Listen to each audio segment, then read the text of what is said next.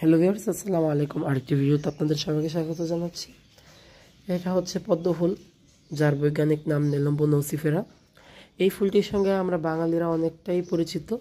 এটি মানে কি বলবো, বাংলাদেশ, ভারত এইসব এলাকার একটি জনপ্রিয় ফুল এবং ভারতের জাতীয় ফুল।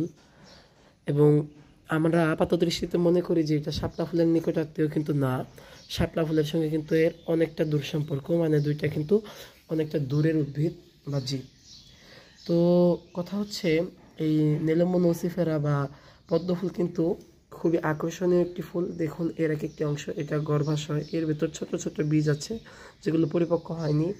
এগুলো পুংকেশর, এগুলো হচ্ছে পাপড়ি, এই যে এখান দিয়ে বৃতি এবং বৃন্ত, আর এগুলো হচ্ছে বৃতি, এগুলো হচ্ছে বৃতি, আর এটা হচ্ছে বৃন্ত। যাক, ফুলের অংশগুলো আর দেখাবো কি। যাই হোক, কথা হচ্ছে এখানে যে খুব সম্ভবত এই ফুলটির উৎপত্তি ভারত কিংবা দক্ষিণ এশিয়ার কোনো একটা দেশে হতে পারে।